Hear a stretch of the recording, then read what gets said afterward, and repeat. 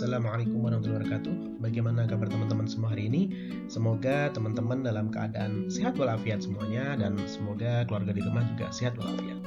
Baik, pada kesempatan kali ini kita akan membahas tentang perkembangan lembaga keuangan syariah. Tetapi dalam materi ini kita akan menjelaskan secara umum terkait perkembangan keuangan syariah atau perkembangan akuntansi syariah. Karena kalau kita ngomongin lembaga keuangan, nanti ujung-ujungnya adalah ke perbankan, karena memang materi yang saya sampaikan ini berdasarkan materi dari My Class, di mana ini adalah di bukunya Pak Rizal Yaya dan Pak Ahim Abdul Rahim. Jadi dalam diskusi ini karena kita fokusnya adalah akuntansi syariah, di mana memang kita membahas tentang IKNB, industri keuangan non-bank. Jadi nanti saya tidak akan membahas lebih spesifik ke perbankan syariah, tapi saya akan membahas ke keuangan non-bank, yaitu ya pegadaian, terus kemudian apa lagi ya kemarin ya, asuransi, terus bahas tentang beberapa produk-produk jasa syariah lainnya. Oke, langsung saja kita akan membahas tentang sejarah perkembangan lembaga keuangan syariah. Oke, singkat saja dari slide pertama ini bahwasanya Al-Quran sebagai pegangan hidup kita dan sebagai sumber hukum kita. Oleh karena itu kita harus benar-benar melaksanakan apa yang diperintahkan oleh Allah melalui Al-Quran, ya. Terus kemudian diperkuat lagi dengan Rasulullah SAW sebagai apa yang qauluhu wa fi'luhu, jadi apa yang dikatakan, apa yang dilakukan oleh beliau, dan kemudian disempurnakan lagi dengan beberapa hadis-hadis Rasulullah SAW. Nah, pada prinsipnya lembaga keuangan sudah muncul sejak zaman dinasti Abbasiyah, di mana memang sistem-sistem perbankan keuangan sudah muncul di sana. Jadi akad-akad tuh pada zaman itu sudah muncul, dari mulai akad-akad mudharabah, murabahah, musyarakah, itu udah ada akad-akad itu di zaman dinasti Abbasiyah. Dan kemudian muncul ada istilahnya Baitul Mal. Kalau sekarang tuh ya perbankan, itu istilahnya Baitul Mal itu perbankan, itu rumah harta gitu kan. Tapi kalau lebih lengkapnya lagi adalah Baitul Mal wa Tamwil. Jadi menghimpun dana dan juga menyalurkan. Oke.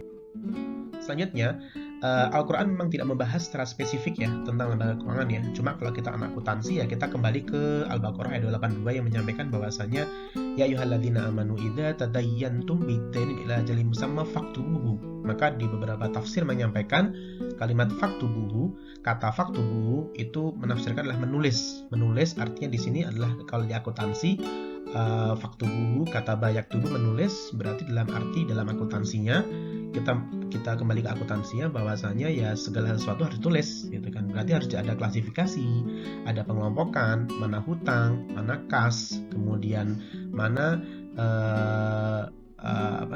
keuntungan, terus kemudian mana yang termasuk aset, mana yang termasuk harta, itu harus dikelompokkan masing-masing. Dan kemudian pembahasan dalam Al-Quran lebih berkaitan dengan akhlak, etika. Jadi memang akad-akad yang kita sampaikan kemarin itu memang akad-akad yang lebih kepada sesama manusia gitu kan saya bilang. Jadi akad-akadnya kepada sesama manusia ya, tadi dari mulai yang memang dia tabaruk maupun dia yang berkaitan dengan tijarah. Kalau kemarin kita ngomong tijarah kan yang berhubungan dengan masalah yang memang mengarah ke profit oriented, orientasinya bisnis. Dan ada juga yang ke tabaruk yang memang dia kategorinya adalah benar-benar untuk membantu secara sesama, membantu. Nah, di sini ada beberapa etika-etika dalam pembahasan Al-Quran terkait tentang masalah bagaimana kita harus amanah. Jadi orang kalau amanah kan berarti gimana caranya kita kalau dikasih amanah itu harus disampaikan. Sama seperti halnya kalau akad-akad seperti akad sewa menyewa, ijarah, atau akad murabahah, pada saat kita dikasih uang untuk membelanjakan sebagai bisnis, membelanjakan misalkan disuruh untuk membelanjakan terkait masalah aset, berarti harus segera dibelanjakan. Jangan sampai kita dapat uang dari perusahaan multifinance ternyata dibelanjakan dengan yang lain, itu berbahaya sekali. Makanya kita harus amanah. Makanya pada saat kita bertransaksi dengan siapapun kita harus amanah. Kemudian contoh lain, misalkan Anda dikasih uang dari orang tua Anda untuk uangnya membayar SPP atau uang gedung gitu kan. Ternyata dipakai untuk yang lain, berarti Anda nggak amanah. Karena amanah dari orang tua adalah uang tersebut digunakan sebagai pembayaran sekolah. Sama seperti halnya pada saat akad-akad perjanjian dengan pihak perusahaan multifinance atau perusahaan pegadaian. Harusnya kita menggadaikan barang, ya pada prinsipnya memang kita yang punya barang, kita gadaikan barang kita dapat uang, gitu kan. Terus kemudian uang kita gunakan semau kita. Tetapi kan pada prinsipnya amanah untuk diri sendiri kan juga perlu. Gitu. Jangan sampai kita pada saat punya uang dan ternyata uang kita digunakan untuk yang lain, padahal harusnya digunakan untuk yang sesuai dengan niat di awal. Gitu. Makanya amanah itu gampang susah. Gitu. Jadi bagi orang lain mungkin menganggap amanah itu yang penting gampang lah gitu. Pada prinsipnya amanah itu cukup berat, apalagi bagi orang-orang yang sudah bekerja kemudian menjabat di suatu perusahaan, dia diamanahkan dengan sekian banyak karyawan, itu luar biasa gitu kan. Oke, next ada keadilan juga, adalah ya adil itu nggak harus sama ya, tapi adil itu sesuai porsinya gitu kan. Anak SD yang dikasih uang 50.000, anak sekolahan, anak kuliah dikasih 10.000, itu nggak adil. Yang adil itu ya anak mungkin SD dikasih cukup 5.000 atau 10.000, anak kuliah mungkin lebih dari 100, itu contohnya gitu. Jadi adil itu nggak harus sama, tetapi sesuai porsinya. Makanya pada saat ada nasabah ya, ada nasabah yang datang, kemudian dia memerlukan uang, terus kemudian padahal dia sebenarnya sudah punya tabungan banyak, mungkin istilahnya mencairkannya uang berbeda bagi mereka yang mampu sama tidak mampu. Jadi ada nasabah yang datang, kemudian nasabahnya ada yang memang benar-benar dia perlu uang, ada yang nasabah yang mungkin setengah sudah punya uang, cuma dia pengen perlu tambahan, mungkin agak berbeda jumlah yang dicairkan. Makanya itu juga adil, itu penting sekali biar semuanya merata. Jangan sampai kita memberikan uang atau mencairkan uang kepada pihak lain itu semata-mata karena melihat dari covernya, tampilannya, oke ini orangnya mampu gitu, kasih gede gitu. Tergantung sih, makanya dari kita sebagai perusahaan multi finance itu harapannya teman-teman harus sadar, harus bisa memilah dan memilih calon nasabah seperti apakah yang kira-kira bisa kita ambil dan kita berikan uangnya untuk pendanaan. Terus kemudian ada namanya ihsan, yaitu kedermawanan. Jadi orang yang dermawan, orang yang ihsan itu pastinya harus kita beretika ya. Kalau kita ngomong etika ya, berarti orang itu harus dermawan. Kenapa harus dikatakan? Jadi gini, pada saat kita berhubungan dengan orang lain, manusia, kita tuh harus bersifat dermawan. Belajar untuk menjadi dermawan itu susah memang, belajar ya. Karena memang pada prinsipnya orang dermawan itu memang benar pure, dia itu memiliki sense of humanity yang sangat kuat sekali. Ya, kalau kita melihat dari kata ihsan dalam kata bahasa Arab al-ihsan, itu artinya kalau dalam beberapa kitab menyatakan mahwal ihsan, al-ihsan an ta'budullaha ka'annaka tarahu fa illam takun tarahu fa innahu yarak. Artinya apa? Apa itu artinya ihsan? Ihsan itu adalah an ta'budullaha ka'annaka tarahu. Jadi ihsan itu adalah kita beribadah kepada Allah seolah-olah kita tuh melihat Allah gitu. Oh, jadi ada Allah nih, gitu kan. Gitu, ada Allah nih, berarti saya jangan sampai ibadah saya tuh menjadi berkurang gitu kan. Pada saat saya beramal atau bersedekah atau membantu orang lain, itu kalau bisa tuh kita selalu melihat Allah, jadi Allah di mana-mana gitu kan. Jadi kita punya rasa waspas gitu kan.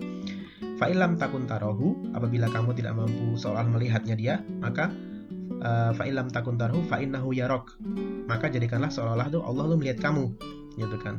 Jadi pada saat dilihat oleh Allah nih gitu kan, maka jangan sampai kita sesama manusia saling menyakiti atau mungkin saling membohongi gitu kan. Makanya teman-teman dari sekarang kita mulai belajar ya, saya sendiri pun juga belajar untuk menjadi orang yang gimana caranya bisa ihsan, karena untuk level ihsannya cukup lumayan tinggi sekali dalam keimanan. Kemudian yang keempat adalah perintah menjauhi haram dan menegakkan yang baik, menunjukkan dan kemudian teguran atau tausiah.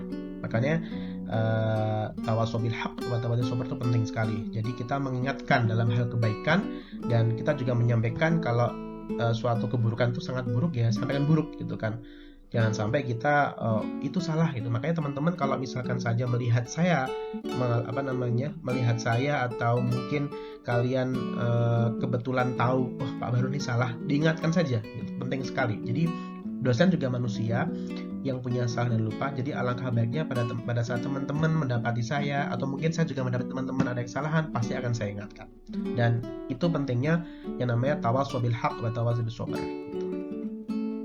Kemudian selanjutnya Rasulullah di zaman dinasti Abbasiyah disampaikan bahwasanya di sini juga ada namanya baitul mal untuk tadi baitul mal wa tamwil.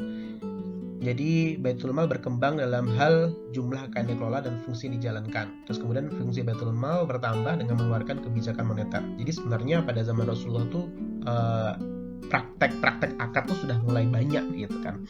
Cuma mungkin tidak sebagus sekarang yang mungkin didukung dengan teknologi-teknologi yang cukup luar biasa.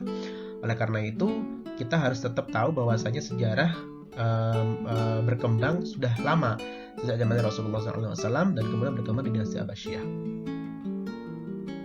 Nah, di sini di beberapa literatur sebenarnya lembaga keuangan syariah itu sudah muncul lama di zaman Rasulullah. Cuma pada saat berkembangnya waktu, bergantinya zaman tahun ke tahun, akhirnya muncul salah satu perkembangan perbankan dan akhirnya muncul bank syariah, muncul lembaga keuangan syariah itu di negara Mesir tahun 1963 gitu kan. Kalian bisa search di Google terkait masalah ini. Ini nama istilahnya Mid Ghamar Saving Bank, yaitu menghimpun dana seperti tabungan, uang titipan, zakat dan sebagainya. Oke, penjelasan ini tidak akan saya perlebar karena mungkin kita nggak fokus di lembaga perbankan. Kemudian kita masuk ke lembaga keuangan syariah modern. Di sini ada banyak, akhirnya muncullah banyak negara lain yang mengikuti perkembangan, baik itu ada di Filipina, negara lain, dan bahkan ada istilahnya IDB, Islamic Development Bank, didirikan oleh negara Koperasi Islam tahun 1973. Ada banyak sekali berkembang.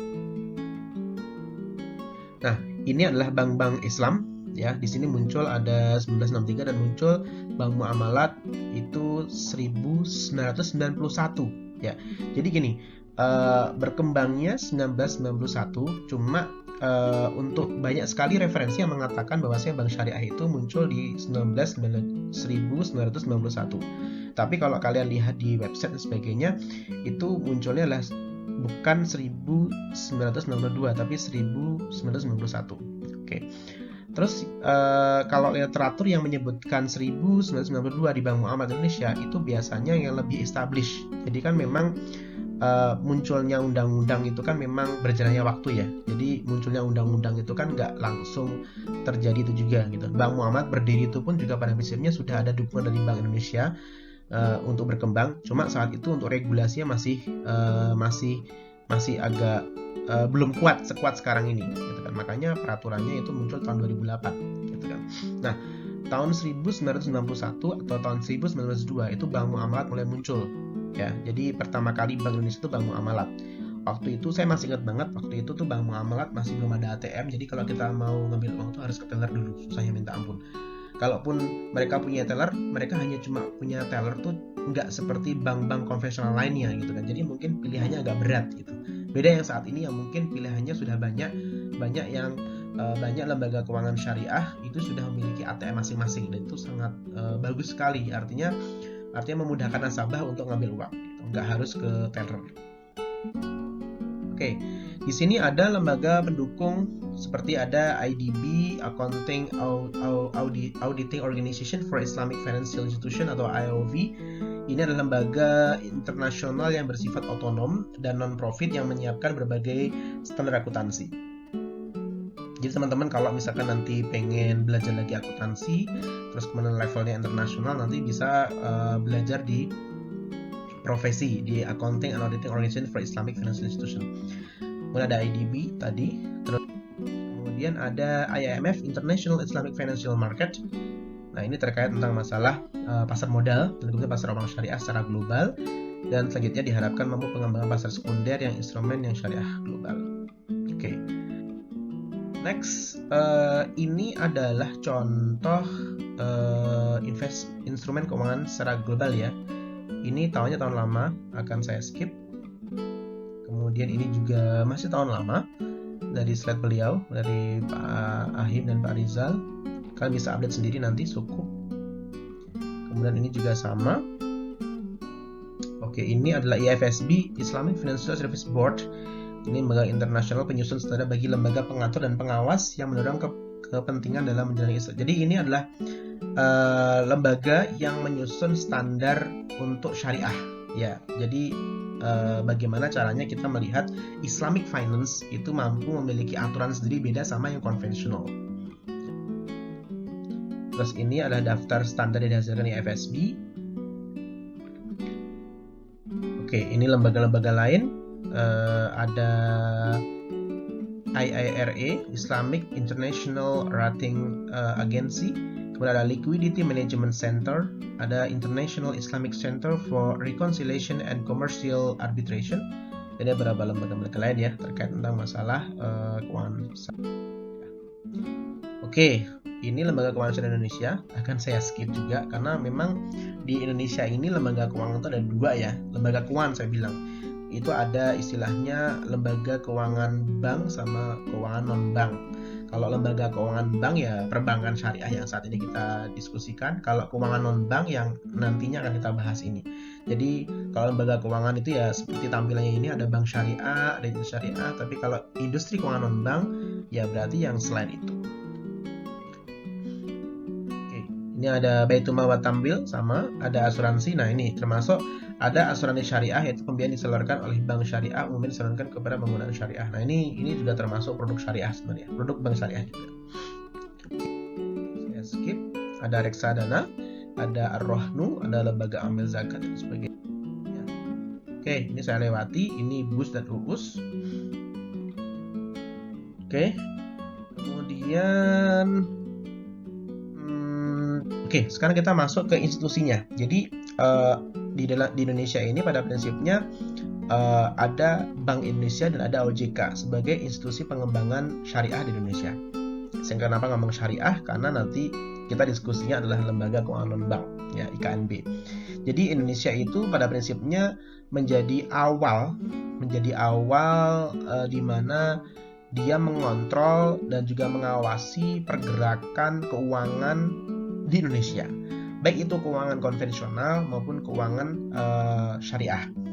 Baik di dalamnya juga termasuk keuangan perbankan syariah maupun industri keuangan non-bank. Jadi ya kayak asuransi syariah juga dulunya dikontrol oleh Bank Indonesia. Makanya dulu istilahnya ada blueprint tentang perbankan syariah yang dibuat oleh Bank Indonesia. Terus kemudian Bank Indonesia punya peran memang untuk menyediakan instrumen keuangan berbasis syariah untuk menyampaikan kelebihan likuiditas. Kemudian itu Bank Indonesia ya. Nah, cuma perlu teman-teman pahami bahwasanya lembaga keuangan syariah ini pada prinsipnya Bank Indonesia ini pada prinsipnya sudah tidak lagi sebagai salah satu kontrol pengawasan pada perbankan syariah atau industri keuangan non-bank syariah. Karena apa? Mulai sejak tahun 2012 itu kewenangan terhadap kontrol dan juga pengawasan itu berpindah ke OJK, yaitu Otoritas Jasa Keuangan.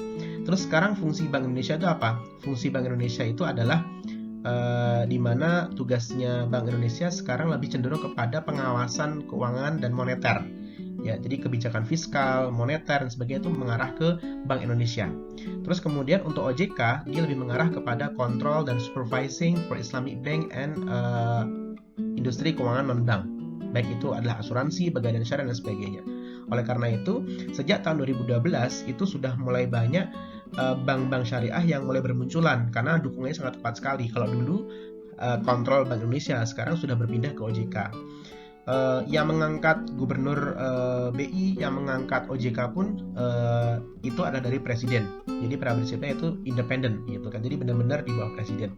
Jadi ini penting sekali teman-teman kalian tahu bahwasanya saat ini di Indonesia itu memiliki lembaga otoritas yang memang fungsinya untuk mengontrol perbankan, baik industri keuangan perbankan maupun industri keuangan non-bank, yaitu adalah OJK, Otoritas Jasa Keuangan. Di mana OJK ini juga setiap tahunnya akan melakukan sebuah audit.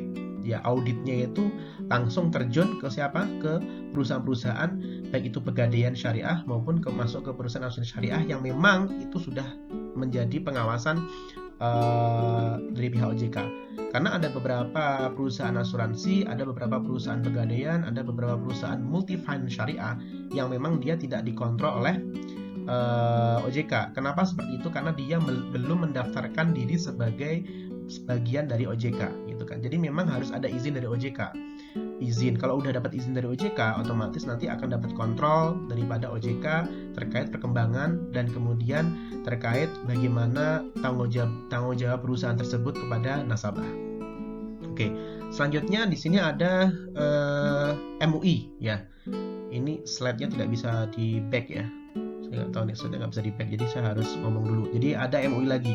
Jadi lembaga-lembaga lain yang mendukung itu ada MUI, ada Dewan Syariah Nasional Majelis Ulama Indonesia. Jadi pada prinsipnya setelah tadi Bank Indonesia selesai, setelah OJK tadi selesai, kita masuk ke MUI atau Dewan Syariah Nasional. Jadi pada prinsipnya OJK ini juga pada prinsipnya mereka juga mengawasi produk-produk syariah gitu kan. Oleh karena itu diperlukan fatwa-fatwa, diperlukan kebijakan-kebijakan yang memang itu bersumber dari para ulama. Makanya kerjasama antara DSN, MUI dan juga OJK, dia mengontrol perusahaan-perusahaan perbankan syariah, perusahaan-perusahaan multifinance syariah, perusahaan pegadaian syariah, perusahaan asuransi syariah, itu memastikan bahwasanya mereka bekerja, mereka they are running well terhadap produk mereka, gimana caranya gitu. Makanya itu harus ada kepastian hukumnya. Oleh karena itu Dewan Syariah Nasional MUI mengeluarkan beberapa akad-akad yang memang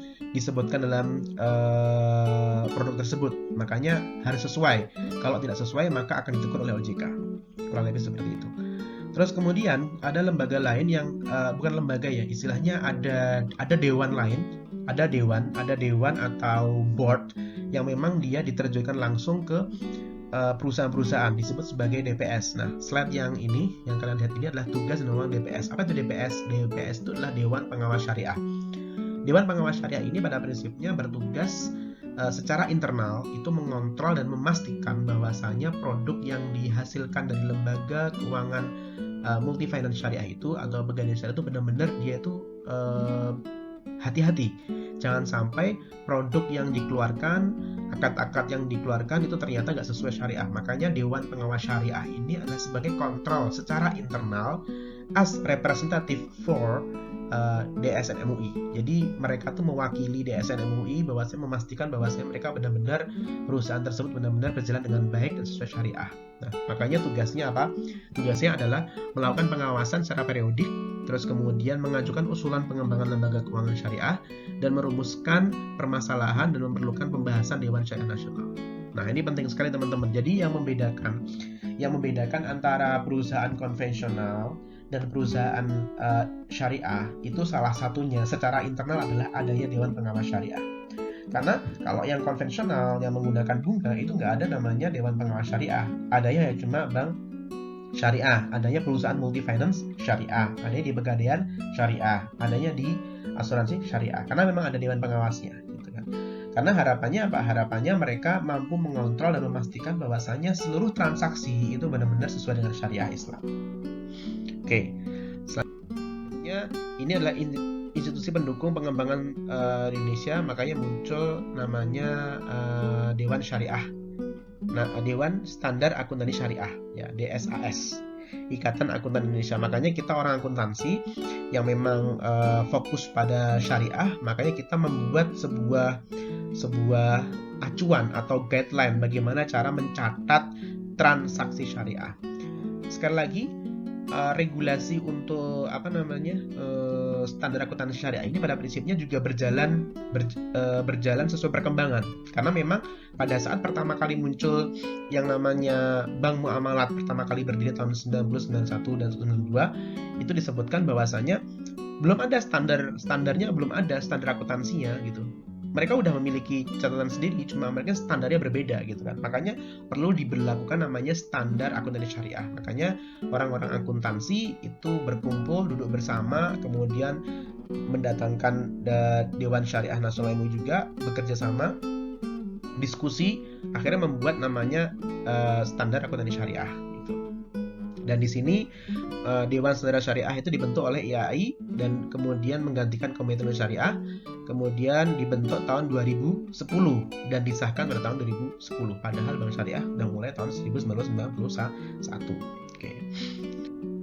Oke, di sini ada OJK, sudah saya bahas tadi bahwasanya OJK itu mulai ada tahun 2012 dan kemudian tugas peraturan sebagainya itu mulai fix tahun 2013 gitu. Jadi waktu pas tahun 2011 itu tuh baru dibentuk, kemudian dia udah running duluan.